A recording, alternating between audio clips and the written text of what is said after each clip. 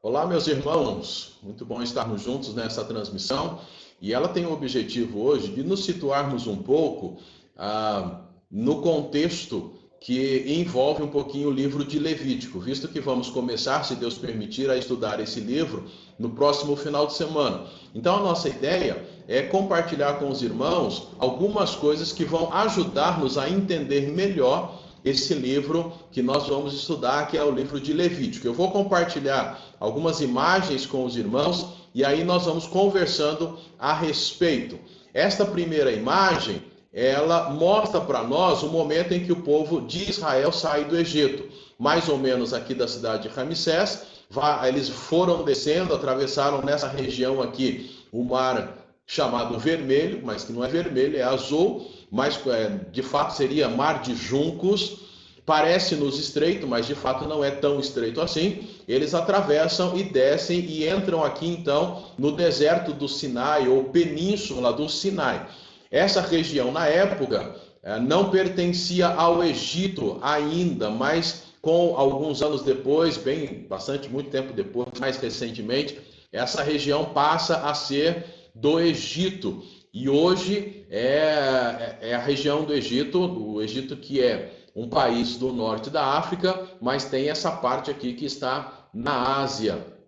E aqui embaixo eles chegam então no deserto do Sinai.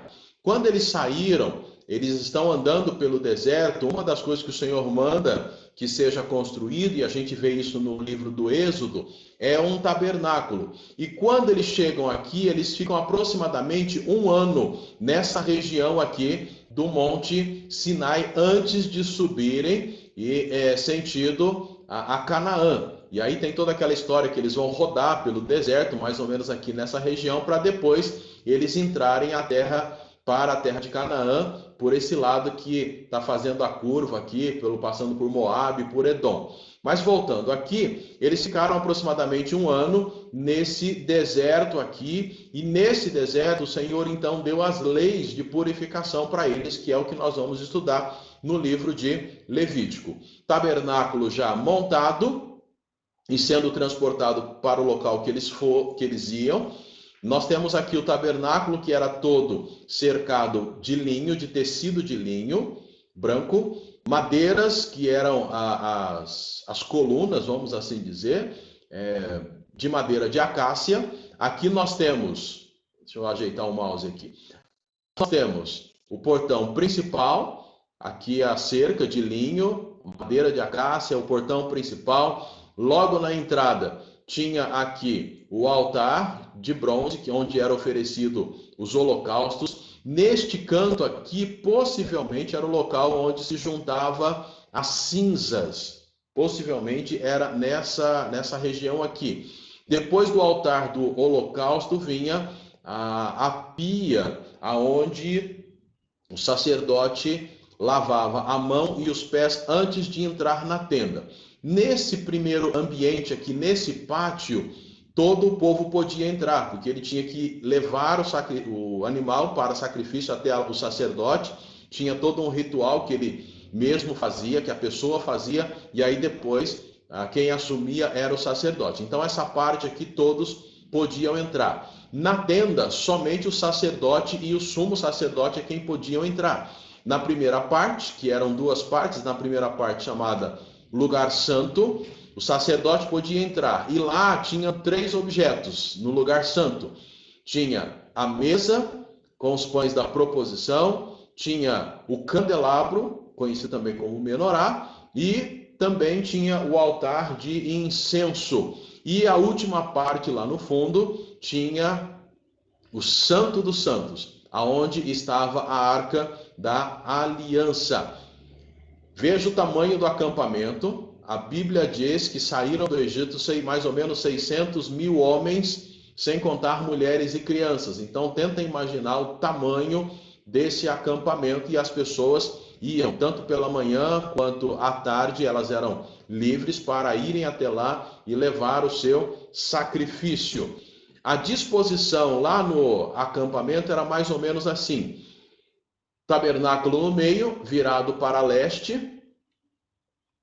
Logo próximo ao sacerdote ficavam os levitas, número 1. é onde ficavam Moisés, Arão e sua família. Número 2 é onde ficavam os coatitas, filhos de Coate. Número 3, os gersonitas, filhos de Gerson. E 4, os meraritas, filhos de Merari. E depois, a leste, ficavam a tribo de Judá, Issacar e Zebulon. Ao sul, Ruben, Simeão e Gade. Lá em cima, no oeste, Efraim, Manassés e Benjamim. E aqui no norte, Dan, Azer e Naphtali. Essa era a distribuição. Lembra que eu falei? O tabernáculo ficava de frente para leste. Então a entrada principal do tabernáculo ficava voltada aqui para leste. Por quê? A leste é que nasce o sol. O sol era considerado um deus.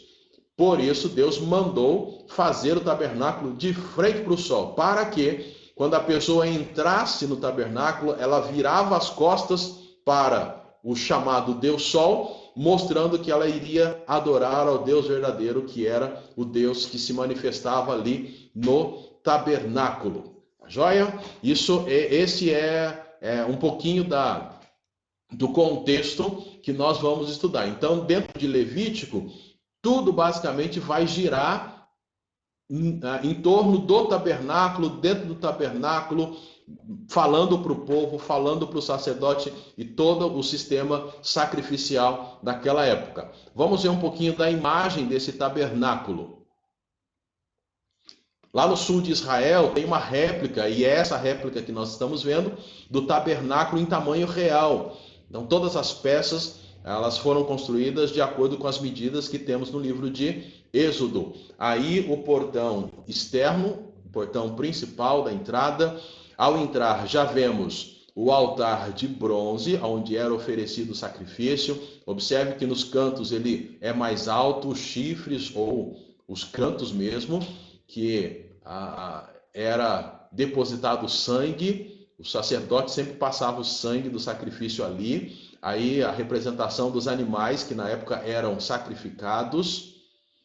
Temos aí os instrumentos que eram usados para recolhimento do sangue, para recolher a cinza, para juntar a palha e tudo mais que acontecia ali. E aí o sacerdote pegava um pouco do sangue e passava nas pontas do altar. O pátio, aonde todos podiam estar, porque iriam levar o animal para o sacrifício.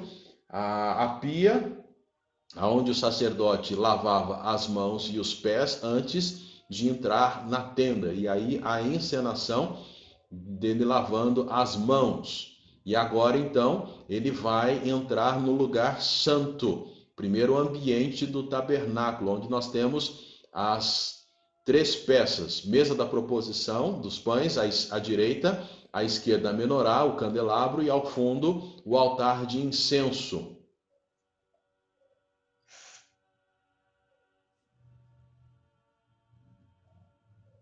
O candelabro, né, com 7 braços, tinha que ficar aceso o tempo todo. Então todos os dias era responsabilidade do sacerdote colocar o azeite para que trouxesse luz ao ambiente. Os pães, observe as 2 pilhas, 6 pães em cada pilha, representando as tribos de Israel. Esses pães também tinham que ser trocados. E aí você vê o sacerdote fazendo a troca desses pães, e os que eram retirados servia como alimento para os sacerdotes e também para os levitas. Aí o altar de incenso, que também tinha que estar queimando o tempo todo. Tá? Então o sacerdote tinha essa responsabilidade de fazer isso. E observe que também nesse altar, ele também tem nos cantos os chifres, assim como lá no altar do holocausto. Santo dos Santos é o local que estamos entrando, e aí temos a Arca da Aliança. No alto temos os querubins que estão sobre a tampa. A tampa é chamado de propiciatório. Quando você lê isso, lembra, é a tampa da Arca da Aliança. Então os querubins estão aí e essa tampa é conhecida como propiciatório. Dentro, as tábuas da lei, vara de Arão e o maná, indicando que Deus deu a lei, Deus deu o caminho e Deus deu o alimento. Uma vez por ano, o sumo sacerdote entrava lá e depositava ou borrifava sangue sobre o propiciatório. Então aí a gente tem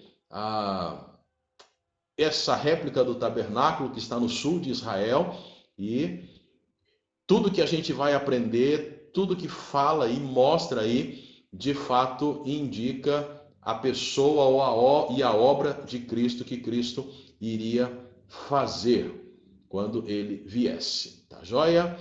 Esperamos que essas informações possam ajudar você a compreender melhor o livro e incentivamos a cada um dos irmãos a ler o livro, já começar a ler o livro, pode juntamente com a família, individualmente, estar lendo o livro. Nós também vamos disponibilizar para as famílias um texto semanal, capítulo por capítulo, para que possam ler com as crianças. É um texto ilustrado de maneira mais simplificada que vai ajudar a entender melhor o texto de Levítico. E acredito que vai ajudar não só a eles, mas também vai ajudar a nós adultos a entendermos. Então sempre estaremos disponibilizando esse texto para os irmãos. Que Deus possa abençoá-lo e muito obrigado por ter estado conosco. Que Deus o abençoe ricamente.